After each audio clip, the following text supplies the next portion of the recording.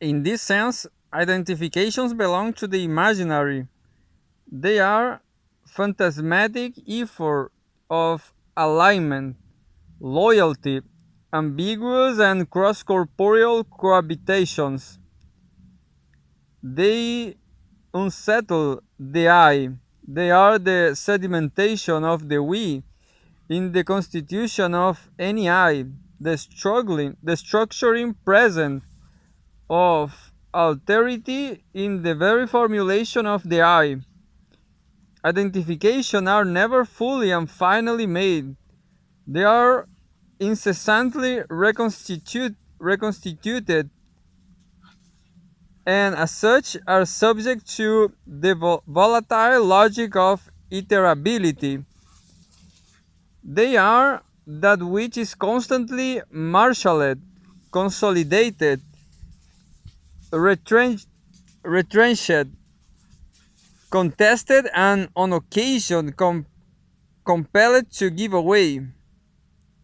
The effort now to think the question of the distinctiveness of the logic within which the radicalized and ethnicized body is constituted discursively through the regulatory normative ideal of a compulsive Eurocentrism for what of a different world cannot be simply grafted onto the arguments briefly sketched above, but they have received an enormous and original impetus from this tangled and unconcluded argument, which demonstrates beyond the shadow of a doubt that the question and the theorization of identity is a matter of considerable political significance and is only likely to be advanced when both the necessity and the impossibility of identities and the suturing of the psychic and the discursive in their constitution are fully and unambiguously acknowledged.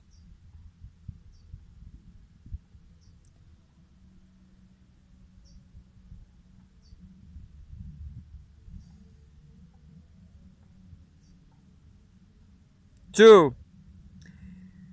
From Pilgrim to Tourist, or A Short History of Identity, Sigmund Bauman. Identity continues to be the problem it was throughout modernity, says Douglas Kellner, and adds that far from identity disappearing in contemporary society, it is rather reconstructed and redefined. Though just a few paragraphs later he casts doubts on the feasibility of the selfsame reconstruction and redefinition, pointing out that identity today becomes a freely chosen game, a theatrical presentation of the self, and that when one radically shifts identity at will, one might lose control. Kellner's ambivalence reflects the present ambivalence of the issue itself.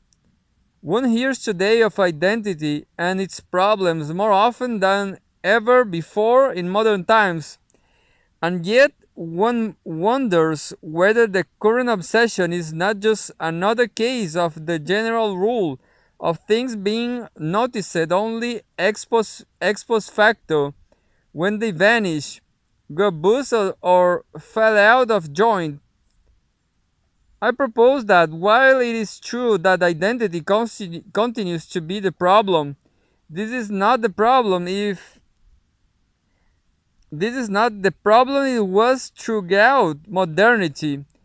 Indeed, if the modern problem of identity was how to construct an identity and keep it solid and stable, the postmodern problem of identity is primarily how to avoid fixation and keep the options open. In the case of identity, as in other cases, the catchword of modernity was creation. The catchword of postmodernity is recycling. Or one may say that if the media which was the message of modernity was the photographic paper, think of relest, relentlessly swirling family albums, tracing page by yellowing page the slow accretion of irreversible and non-erasable identity yielding events. The ultimately postmodern medium is the videotape, eminently erasable and reusable, calculated not to hold anything forever, admitting today's events solely on condition of effacing yesterday ones, using the message of universal until further noticeness of everything deemed worldly or recording. The main identity bound anxiety of modern times was the worry about durability. It is the concern with commitment avoidance today. Modernity built in steel and concrete, postmodernity in biodegradable plastic. Identity as such is a modern invention. To say that modernity led to the disembedding of identity, or that is rendered the identity unencumbered, is to assert a pleonasm, since at no time did identity become a problem. It was a problem from its birth, was born as a problem. That is as something one needs to do something about, as a task. Could exist only as a could exist only as a problem. It was a problem and thus ready to be born, precisely because of that experience of underdetermination and free floatingness, which came to be articulated ex post facto as this embedment. Identity will not have congealed into a visible and graspable entity in any other but the disembedded or unencumbered form. One thinks of identity whenever one is not sure of where one belongs. That is, one is not sure how to place oneself among the evident variety of behavioral styles and patterns, and how to make sure that people around will accept this placement as right and proper, so that both sides will know how to grow on each other's presence. Identity is a name given to the escape sought from that uncertainty. Hence, identity, though ostensibly a noun, behaves like a verb, albeit a strange one to be sure. It appears only in the future sense, though all too often hypos, hyposta, hypos, hypostasized as an attribute of a material entity. Identity has the ontological status of a project and postulate. To say postulated identity is to say one word too many.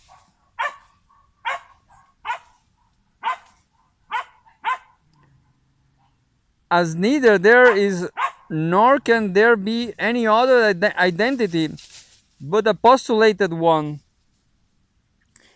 Identity is a critical projection of what is demanded and or sought upon what is, or more exactly still, an oblique assertion of the inadequacy of or incompleteness of the latter.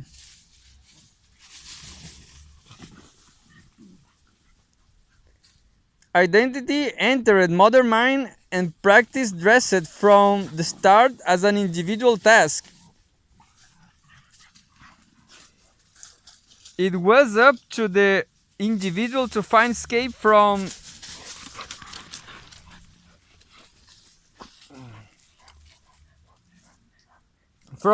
uncertainty. Not for the first and not for the last time, socially created problems were to be resolved by individual efforts and collective maladies healed by primitive medicine.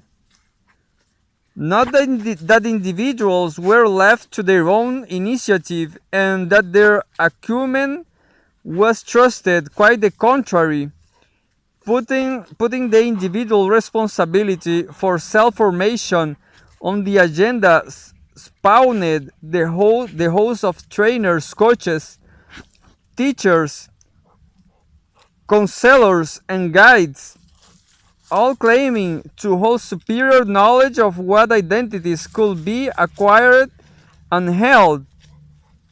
The concepts of identity building and of culture, that is, of the idea of the individual incompetence, of the need of collective breeding, and of the importance of skillful and knowledgeable breeders, were and could only be born together. The disembedded identity simultaneously unshared in the individual's freedom of choice and the individual's dependency on expert guidance.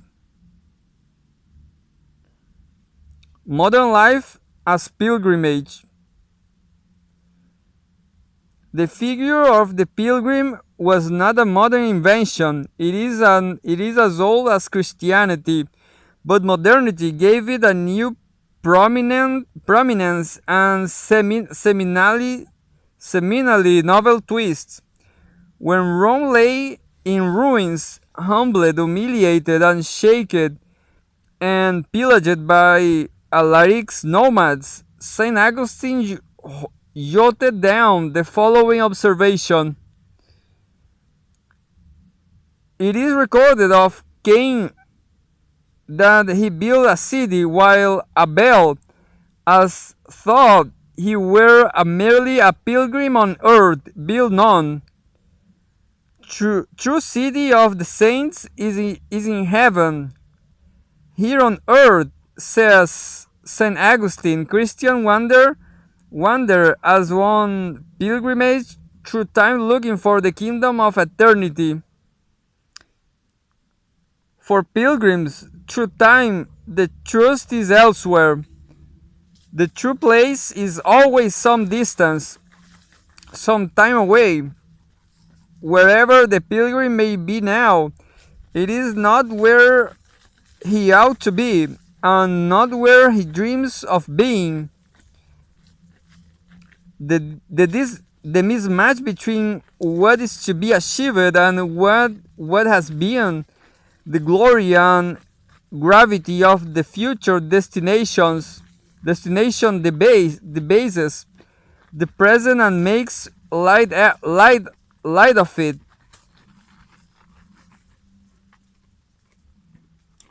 For the pilgrim, what purpose may the city serve?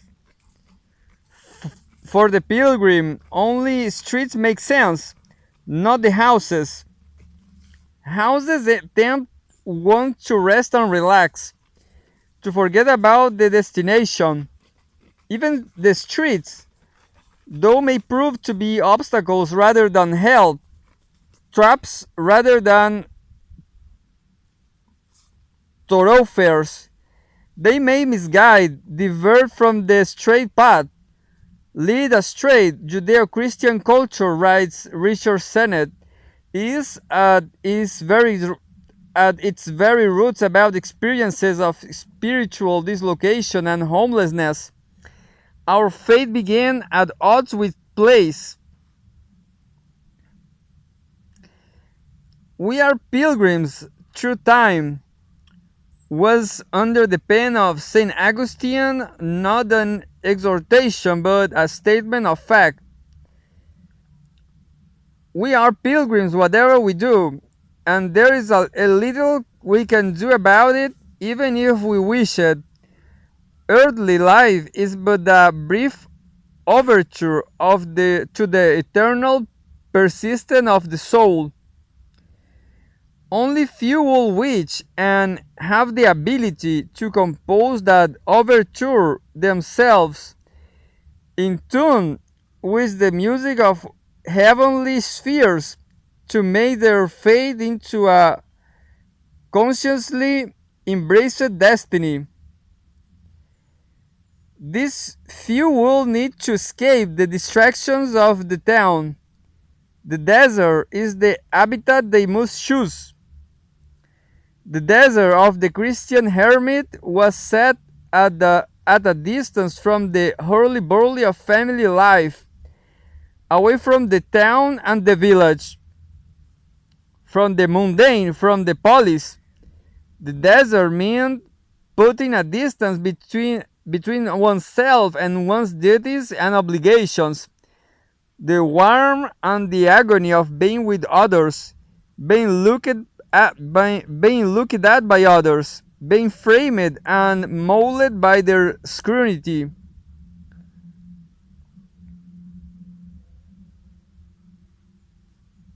Demands and expectations. Here in mundane quotidianity, one's hands were tied, and so were one's thoughts. Here horizon was tightly packed with huts, barns, copses, groves, and church towers. Here whatever one moved, one was in a place, and being in place meant staying put, doing what the place needed to be done. The desert, on the contrary, was a land not yet sliced into places, and for that reason is what the land of self-creation, the desert, said Edmond J. Jabez, is a space where one step gives way to the next, which undoes it, and the horizon means hope for a tomorrow which speaks. You do not go to the desert to find identity, but to lose it, to lose your personality, to become anonymous. And then something extraordinary happens. You hear silence speak.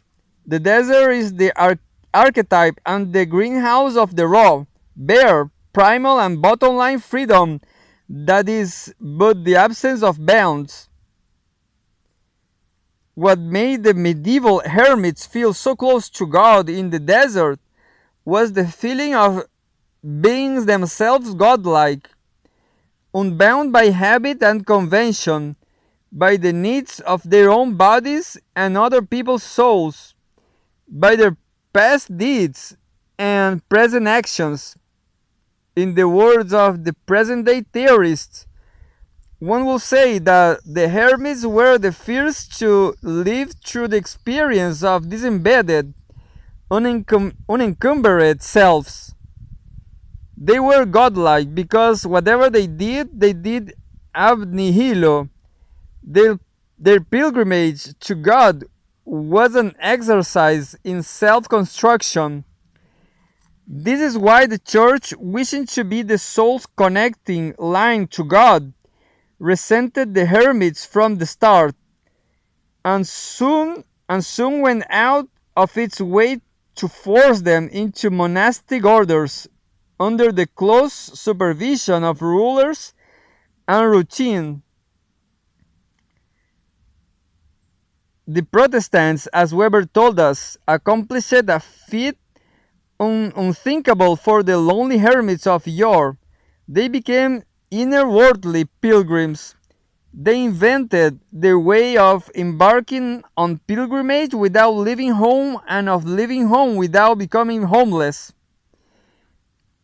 This they could do, however, only because the desert stretched and reached deep into their towns right up to their doorsteps. They did not venture into desert. It was the world of their daily life which was turning more and more like the desert. Like the desert, the world turned placeless. The familiar features had been obliterated, but the new ones which were meant to replace them were given the kind of permanence once thus unique to descendants. In the new post-Reformation city as modernity, the desert began on the other side of the door.